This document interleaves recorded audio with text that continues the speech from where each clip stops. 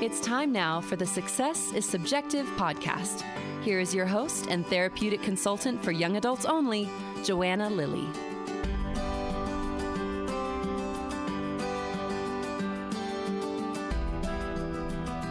Hi, and welcome to the show. I know the anxiety that comes with watching a loved one struggle with a nonlinear path. This podcast was created to fight back against the narrow picture of success painted by social media. Each week, we share authentic stories from people who changed course, maybe failed, and ultimately found their own definition of success. These are the stories you need to hear to prove that changing your mind is common, and you don't have to have it all figured out at 18. So if you're a parent or you're a young adult looking for a little proof, you're home. Now let's get into today's episode. And if you'd like to explore how I can help your young adult, you can schedule a free consultation call through my website link in the show notes. Today, my guest is Brian Coon. Brian grew up overseas in a home that had some significant problems. He moved to the U.S. at the end of 7th grade and has lived stateside since. He spent his entire adult life working in addiction treatment from the start of his graduate internship in 1988 to the present day. Brian is a storyteller, and I was over the moon to have him as a guest. I feel like anytime I interact with him, whether it's at Pavilion or when I see him anywhere in kind of a professional networking setting, he's always just so curious and also a deep thinker. So anyways, this was an awesome interview. Now, for a bonus to this intro, there's some stuff going down at Pavilion that we want to announce. So here we go. Save the date. October 16th and 17th, 2026 is Pavilion's 30th anniversary alumni reunion. They are celebrating 30 years of lasting recovery. So mark your calendars so you don't miss this love and life-affirming celebration. They can't wait to welcome back 30 years of Pavilion alumni to campus for this anniversary reunion. They're announcing their featured speaker for their professionals presentation of the reunion, which is actually Dr. Mel Pohl. Dr. Mel is a nationally recognized expert on chronic pain and substance use disorders. This exciting presentation will be on Friday, October 16th. It will be open to both alumni and their referring professional partners. Look for more information about this presentation coming soon. They're also announcing their alumni keynote speaker for the reunion, which is on Saturday, October 17th. That is Jim Soenfeld. Jim is a Grammy Award-winning musician and member of Hootie and the Blowfish and has inspired recovery groups with his powerful and heartfelt story since 2012. Through a combination of music, storytelling, and humor, Jim engages audiences with a relatable arc of challenge, transformation, and hope. So again, save the date, October 16th and 17th for Pavilion's 30th anniversary alumni reunion. And while you're there, let Brian Coon know that you listened to this podcast interview. Let's not wait any longer. Here's Brian.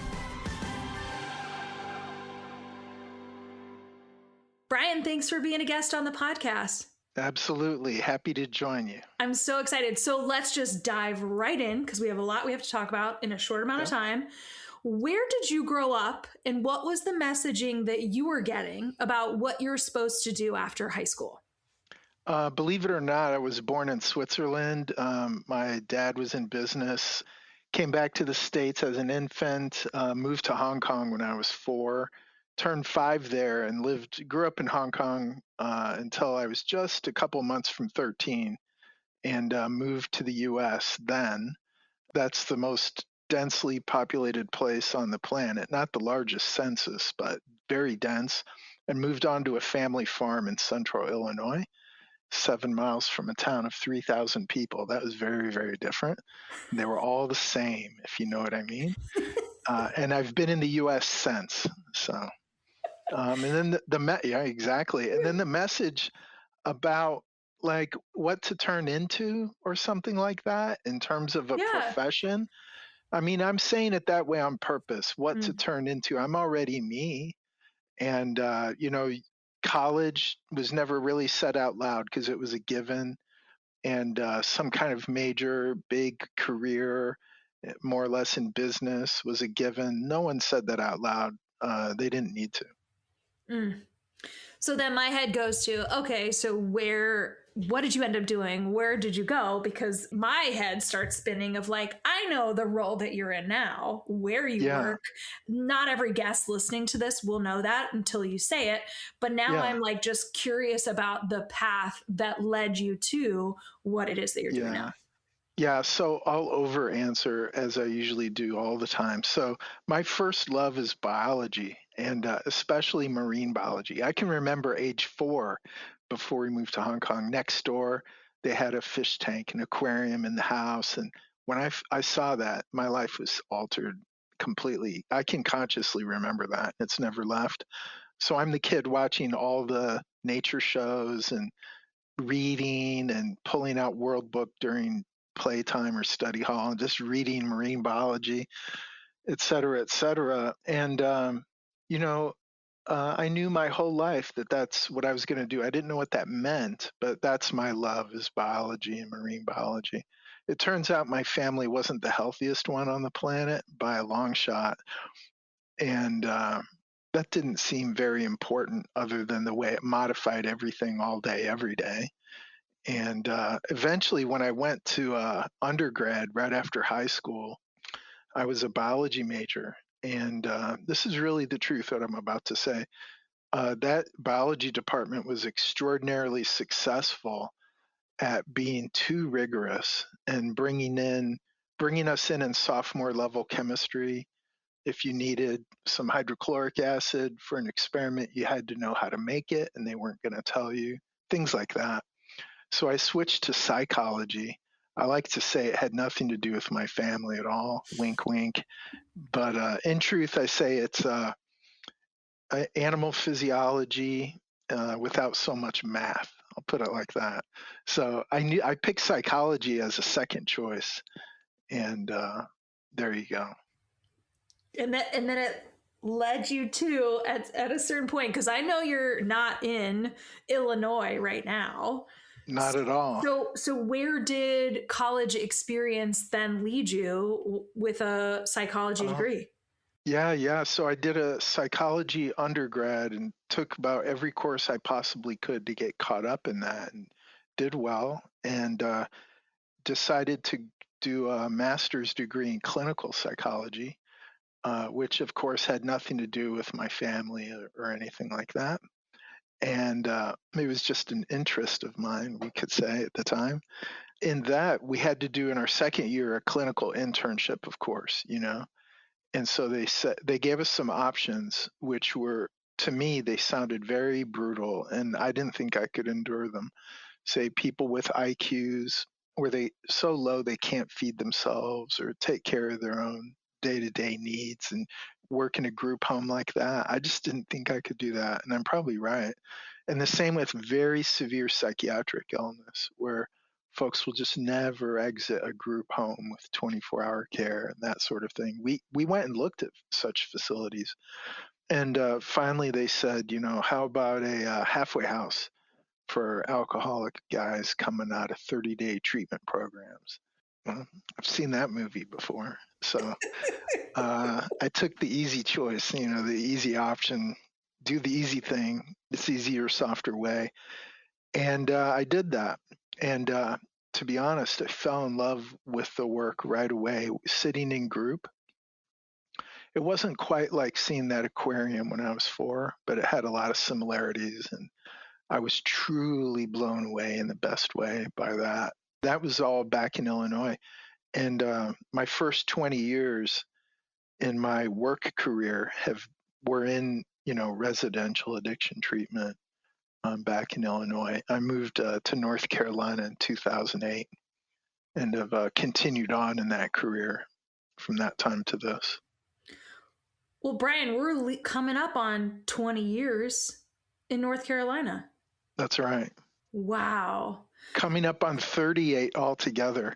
They say the average career in addiction counseling, career, not job, the average career length nationwide is 3.5 years. That's how painful and difficult the work is. So I guess if you're battle hardened and into it, as we say, and find joy in it, then you're an outlier. And those are the folks, we don't survive careers like this, we thrive in them. Yeah. And it's probably atypical. I mean that well. Like a lot of folks would just fold up and go. And we see that sometimes. Yeah. Well, I want to kind of go a little off script, and I want to ask you, is there one thing specifically that you feel like has either in how you were raised or just like something that brings you joy or curiosity or whatever that created the secret sauce for how to not just continue in the career 35 years longer than the national average, but actually enjoy it? Yeah, I've thought about that a little bit in recent years, not until recent years, believe it or not. Not a lot of people have asked me just that. And I think I can construct an answer. I don't know if it's really true or accurate, but I think I can construct an answer. One is Hong Kong at that time was a British colony, and I was like, say, a 1% racial minority, but it's an international community, and I attended an international school. So what I'm getting at is imagine growing up in a part of the world where for us, rooted in, Western culture, imagine no alphabet.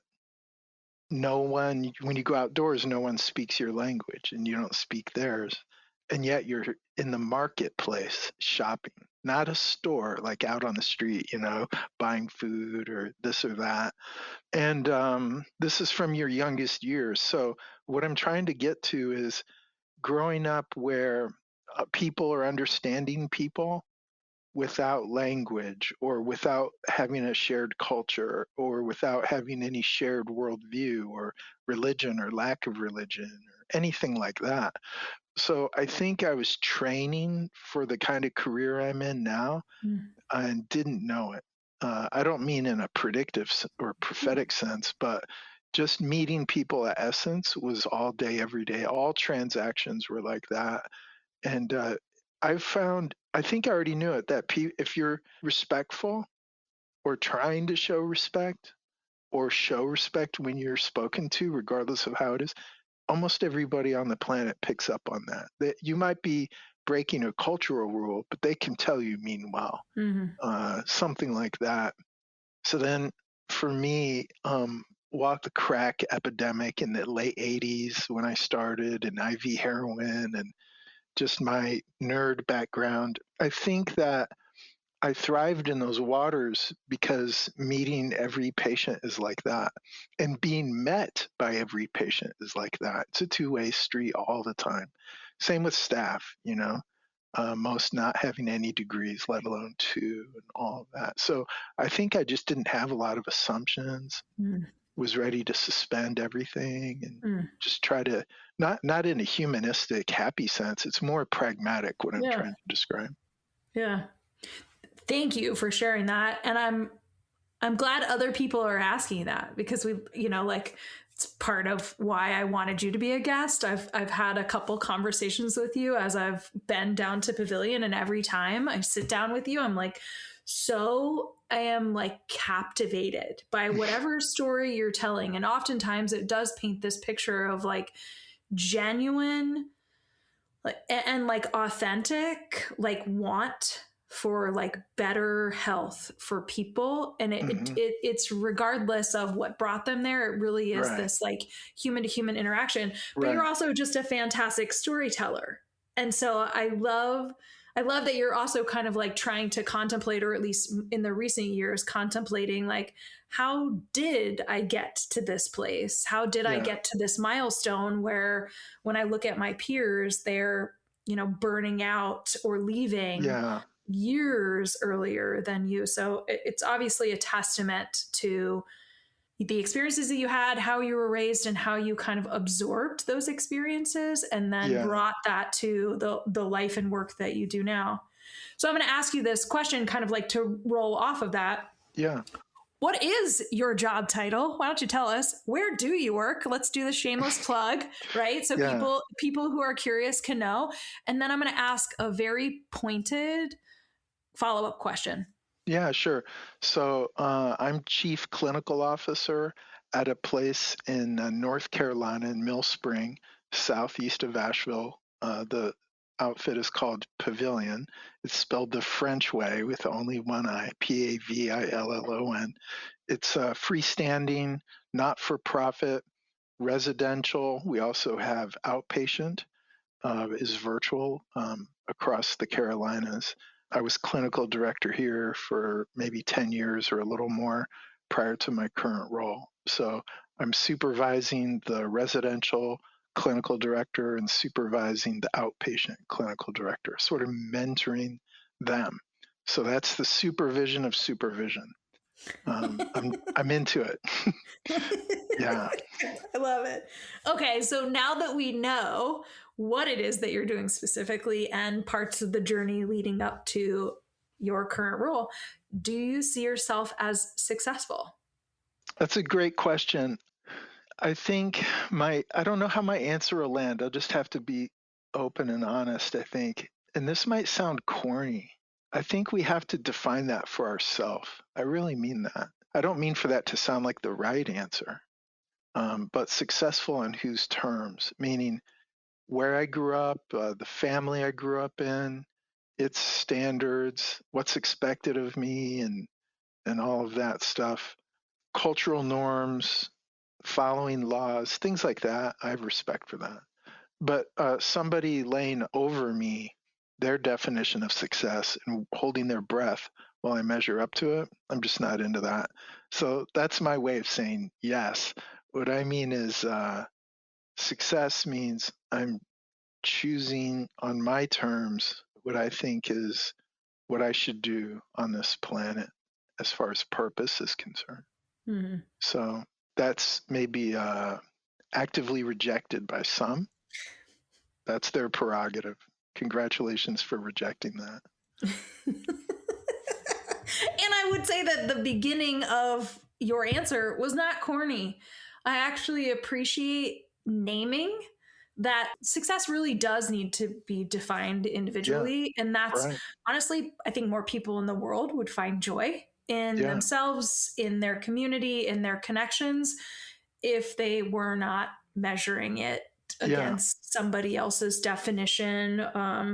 So that's just, yep, I mean, honestly, that's partly why this podcast was created, kind of frankly. I just got sick of hearing a lot of parents talk about, like, well, my kid's supposed to go back to college. And it's just like, yeah, stop pushing the agenda of what you yeah, view as success when right now, and especially when we're talking about somebody that is struggling with substance use or mental health or the combination of the two, it's like yeah, your priorities are out of alignment. And so yeah, how do we build a bank of people who can demonstrate, look, at 18, what I thought I was going to be doing is different than what I'm doing now, and because of that, like, here's how I view my life and my status. And not every guest that I have would define what it is that they're doing successful, but the unanimous thread is that it's all defined differently.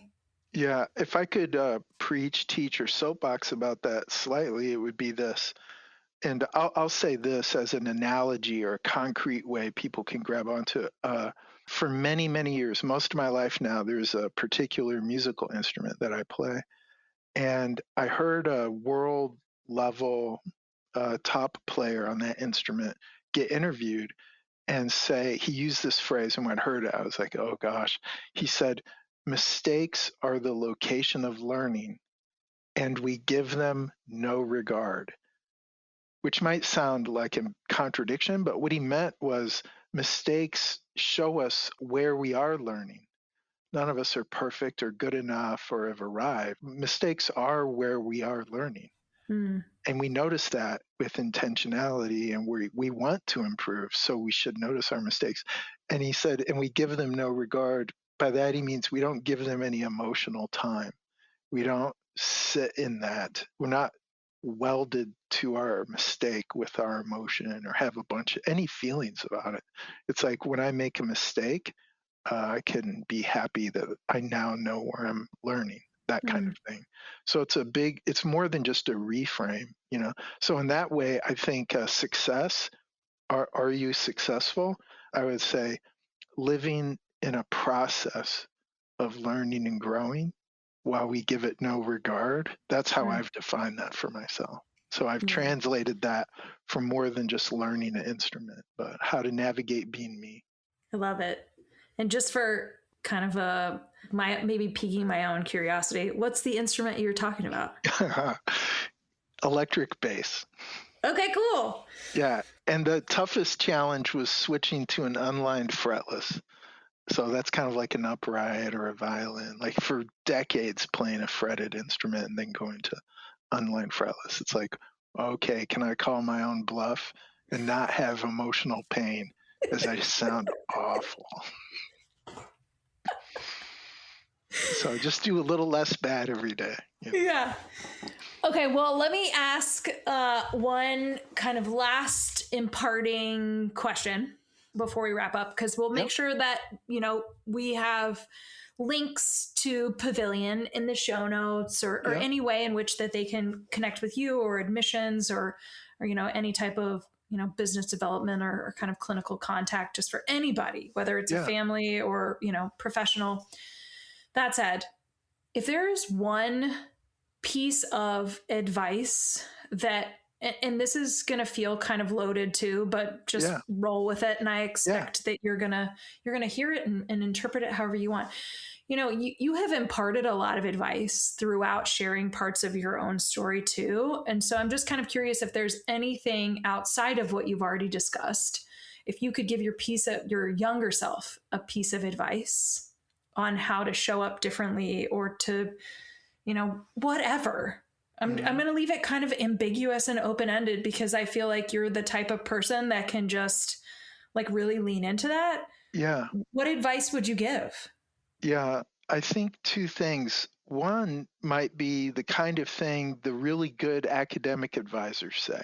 And this applies not just in the academic world, but they say to shop around, visit other universities or visit people briefly on the phone or now in Zoom or something in the work career you might be interested in or exploring. Meet with people in the profession or in a school setting or things like that, kind of like what you're doing, and interview them a bit. It's not for a job. You're exploring this world and what it really means to do what you feel like you want to do. And I did have a few advisors give that kind of advice. And I think that's super wise. I think that's more wise than we're ready to realize the younger we are, that kind of thing. Mm-hmm. And then I think another one would be in our life, I'll use the word ally. It's maybe a popular word right now, but who are the kind of allies in our process as we live it out, and use them as a touchstone periodically, going back to them and sort of checking in and that sort of thing. Maybe take some of the adults a little less seriously and decide who to shop for some of those really treasurable inputs. I love that, because I actually feel like I'm often saying that to young adults directly, or parents of young adults. Like, if your young adult doesn't have somebody in their life or several somebodies, then that is so important, because to step outside of the family system where you've got the values, the standards, the expectations, but it feels like it's in an echo chamber. Right. You need to be able to have other people. And I'm not saying like in professional settings, it's just what you described, like somebody that you can literally like share what's going on in life. And I'm not even saying like a therapist necessarily. Right. It's just like a person that can be in your life is tremendously important. Yep. I love that you said that. Thank you. Yeah. Yeah. Well, Brian, thank you again for carving out time to be a guest on the podcast, for doing the work that you're doing, for like having the tenure in the work that you're doing, and now being a mentor yourself, right? Supervising the supervisors, which is like, it just has I can picture the pebble in the pond kind of effect. Exactly. So yeah, anybody that is listening that is remotely curious to connect with Brian, to learn about Pavilion, reach out. And Brian, thank you again for being a guest Wonderful. On the podcast. Appreciate it. Thank you so much, truly. That's it for this week's Success is Subjective episode. We want to thank our guest for joining Joanna on the show this week and for being willing to share your journey. This podcast would not exist if it weren't for people such as yourself. Stay tuned for our next episode, where you can bet it'll be another amazing human sharing their personal story with the world. Make sure you check out the show notes, where you will find contact information, website details, and all social media for our guest. If you're interested in being a guest on the podcast, you can email joanna@lilleyconsulting.com. Be sure to check out the lilleyconsulting.com website for additional resources outside of podcasting. Now, if you're listening to the show on Apple Podcasts, please subscribe.